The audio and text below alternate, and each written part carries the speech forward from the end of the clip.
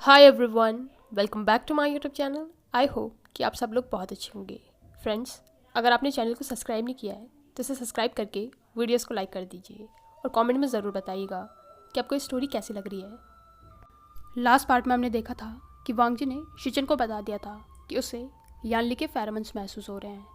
इस बात से शिचन थोड़ा शॉक था क्योंकि उससे लग रहा था कि वांगजी को विंग के फेरोमोन्स महसूस हो रहे होंगे, इसलिए वांगजी इतना परेशान है।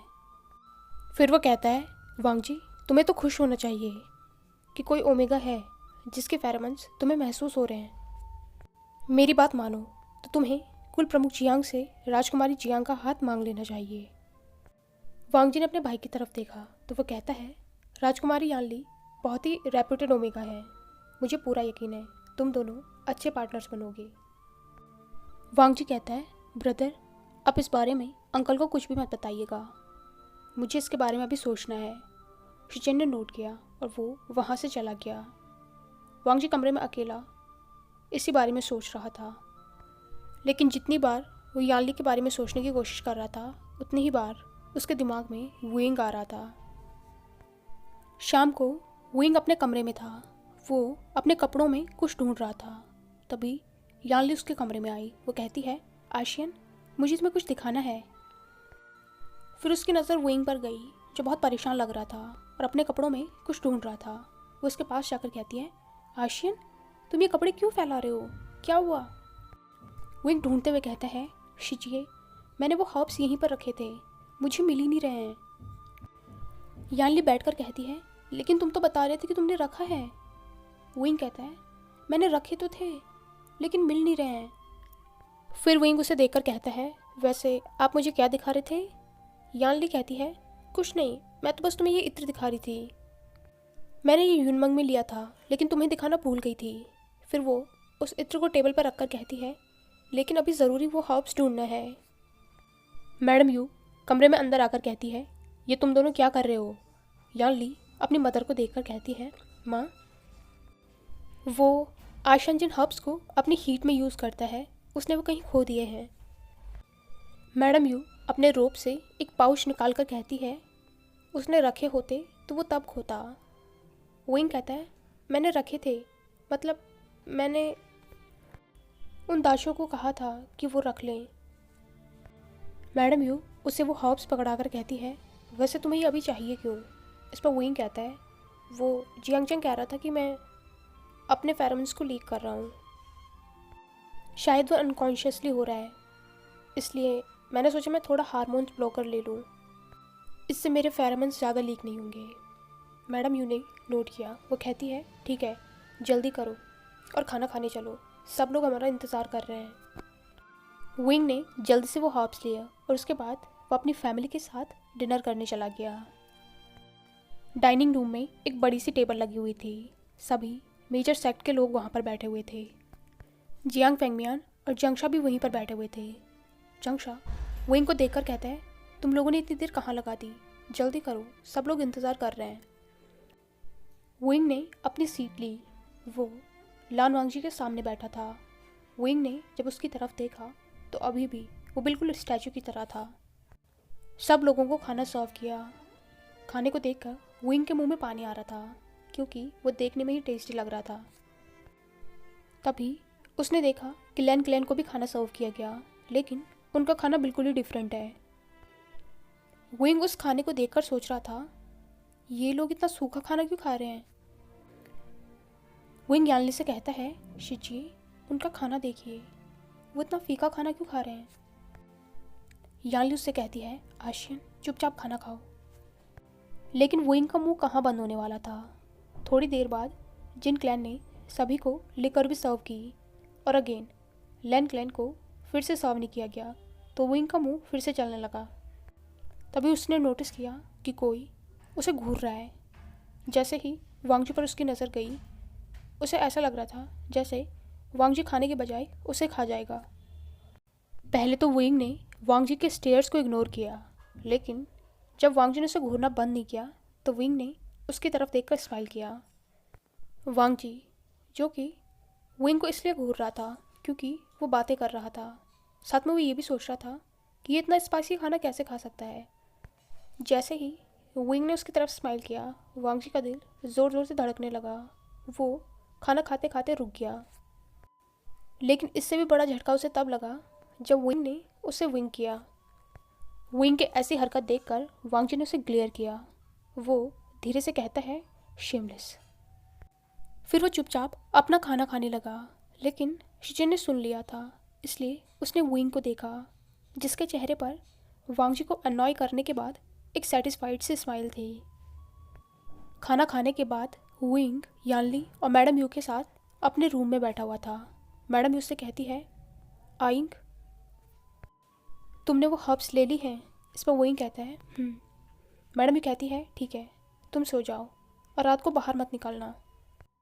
विंग ने नोट किया मैडम यू और यानली के जाने के बाद वो थोड़ी देर अपने कमरे में घूमता रहा और उसके बाद वो सोने चला गया। आधी रात हो गई थी, लेकिन विंग को यहाँ पर नींद नहीं आ रही थी। वो बार बार करवटें बदल रहा था। फिर वो उठकर बैठ गया। वो सोचता है, मुझे नींद क्यों नहीं आ रही है। थोड़ी देर तो वो बैठा रहा, लेकिन फिर उसका मन बाहर जाने का होने लगा। पहले वो कहता है, विंग नहीं, तुम्हें बाहर नहीं जाना चाहिए, माँ को पता चला तो वो नाराज़ हो जाएंगी। लेकिन फिर वो खुद को ही समझाता है कि वो ज़्यादा दूर नहीं जाएगा। अगर थोड़ी देर ताज़ी हवा लेगा तो उसे नींद भी अच्छी आएगी। इसलिए विंग ने जल्दी से अपने रोब्स पहने और उसने अपनी स्वीबियाँ को उठाया। जैसे ही वो दरवाजे से बाहर जाने वाला था, टेबल पर रखे उस इत्र पर उसकी नज़र गई। उसने वो बॉटल उठाई और उसे स्मेल किया। वो कहता है, अरे, इसकी स्मेल तो बिल्कुल शिज्जे के फेरोमोन्स जैसी है। वो उसे यहीं पर भूल गई। उसने थोड़ी देर सोचा और फिर उस इत्र को लिया। उसने थोड़ा अपने कपड़ों पर लगाया और थोड़ा अपने नेक के पास।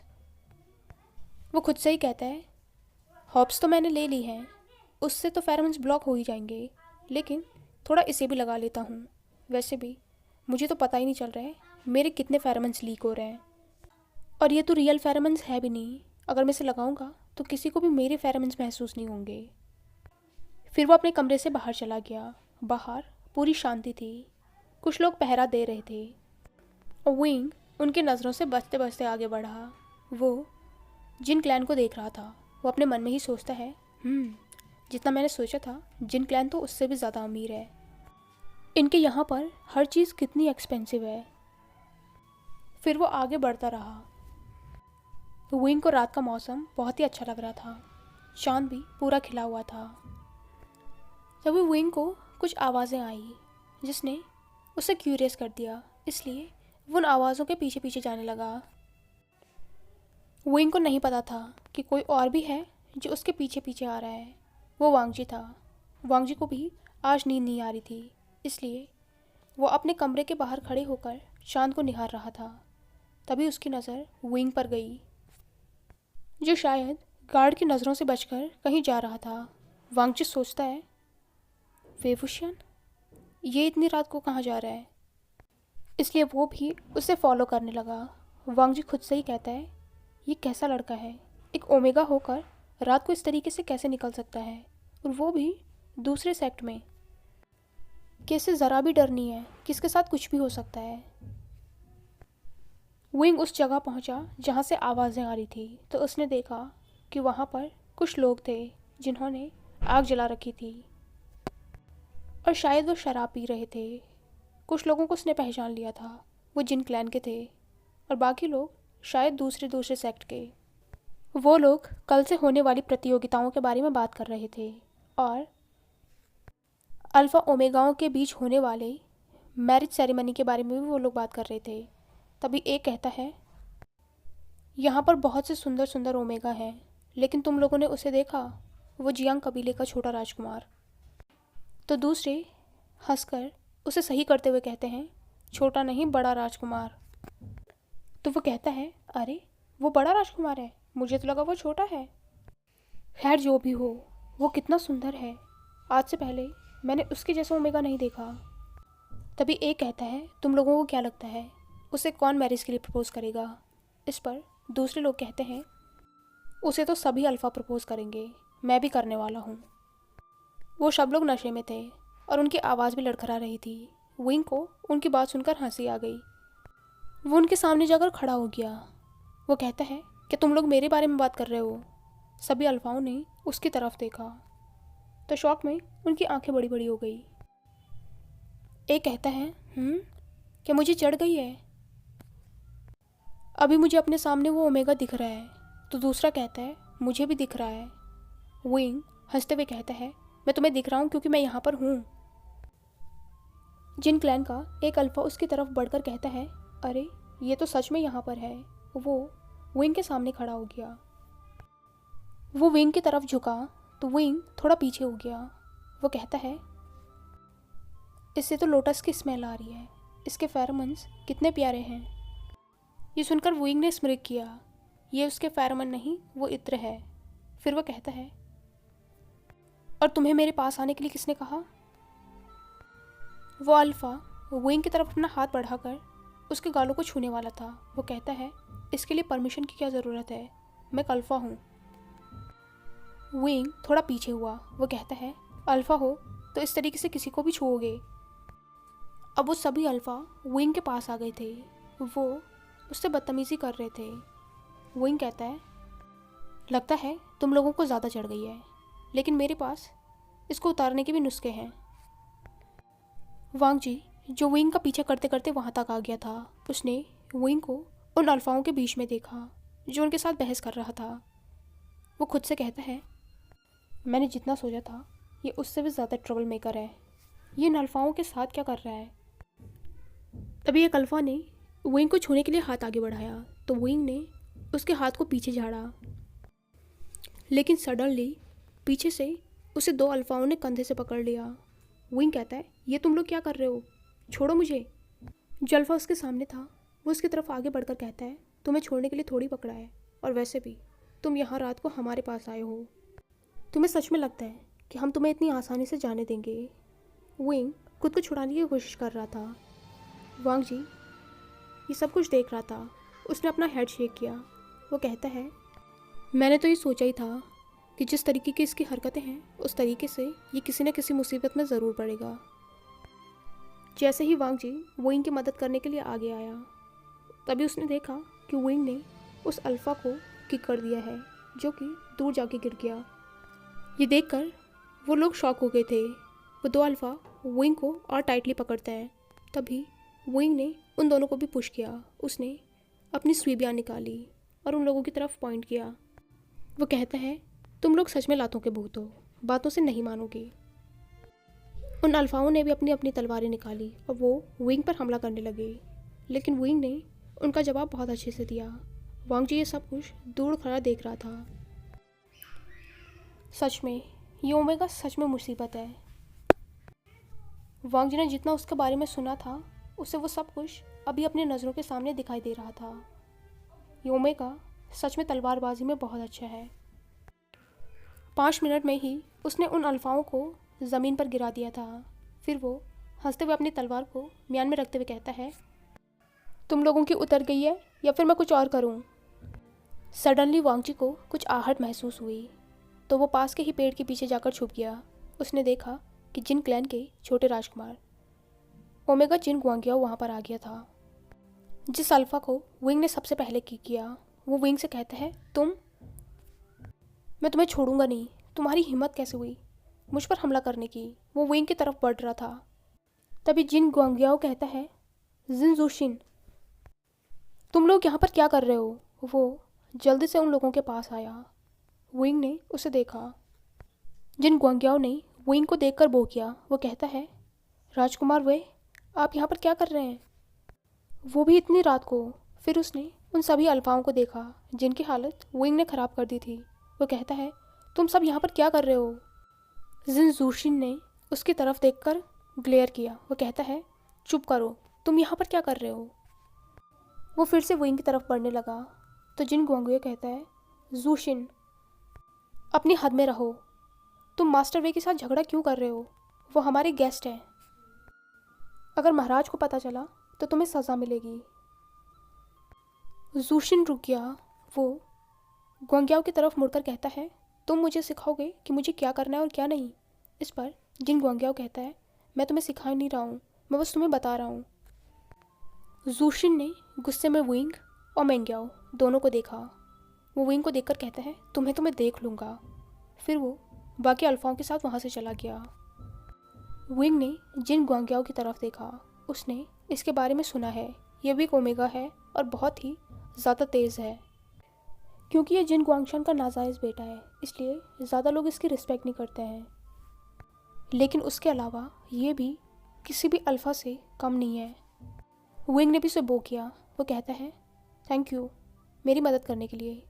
इस पर ग्वांग्याओ स्माइल करके कहता है, राजकुमार वे, आपको इस समय यहाँ पर नहीं होना चाहिए।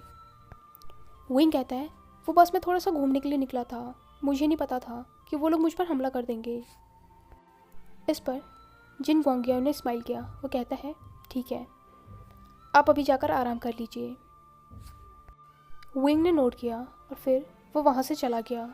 वांग जी, जो कि अभी भी पेड़ के पीछे खड़ा था, उसने उन लोगों की बातें सुनी। वांग जी भी विंग और जिन ग्वांग्याओ के जाने के बाद वहाँ से अपने कमरे में गया। अभी भी वो विंग के बारे में सोच रहा था। जिस तरीके से वो तलवार चला रहा था, वांग जी को वो सब कुछ याद आ रहा था। आज से पहले वांग जी ने बहुत से योद्धाओं को तलवार चलाते हुए देखा है, लेकिन विंग की तलवार जिस तरीके से हवा में लहरा रही थी, इस तरीके की कला शायद ही वांग जी ने किसी के पास देखी है। विंग भी गार्ड की नज़र से बचते बचाते वापस अपने कमरे में आ गया। उसने राहत की सांस ली। वो अपने रोब्स को उतार कर कहता है, ओ गॉड, मैं कितनी बड़ी मुसीबत में फंस गया था।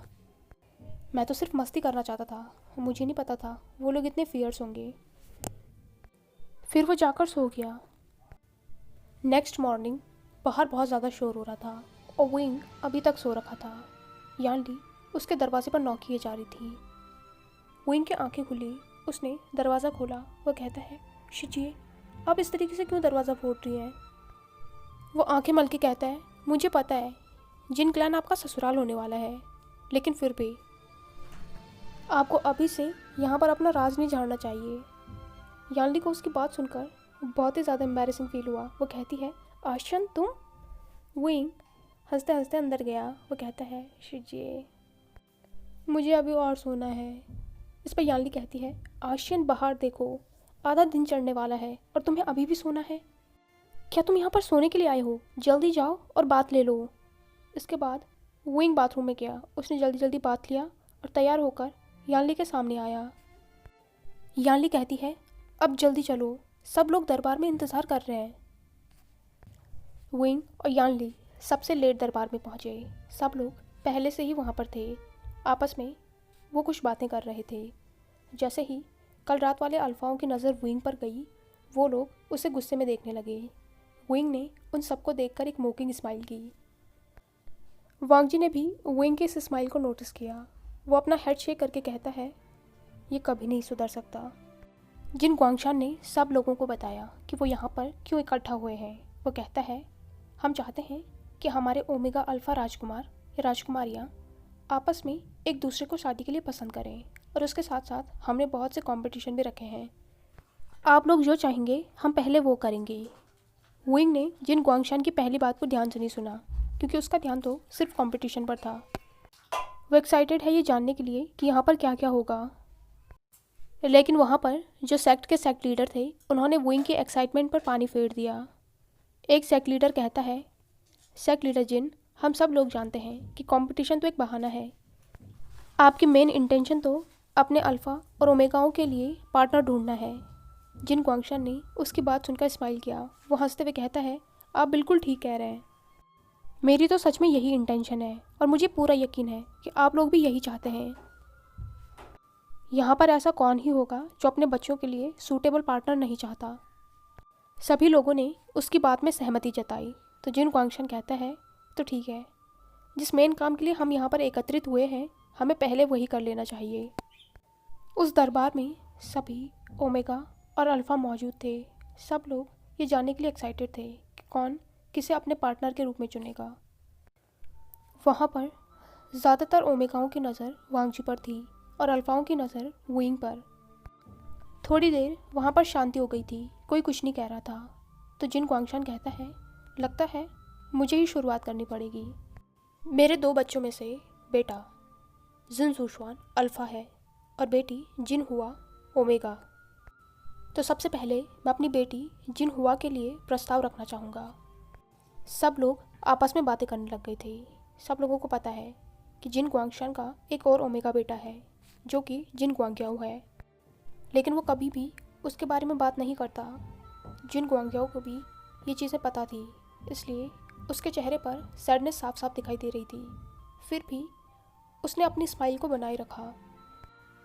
जिन गुआंगशान हंसते हुए कहता है, क्योंकि हर पिता चाहता है कि उसके बच्चों को सबसे अच्छा मिले, तो मैं अपनी बेटी के विवाह का प्रस्ताव सेनापति लान आपके सामने रखता हूँ। उसकी बात सुनकर सारे दरबार में बातें होना स्टार्ट हो गई थी। लोगों को पहले से ही पता था कि वो कुछ ऐसा ही करेगा। आखिर कौन नहीं चाहता है कि सेनापति लान से उनके ओमेगा राजकुमार राजकुमारियों का विवाह हो। जिन गुआंगशान ने पहले ही बाजी मार ली।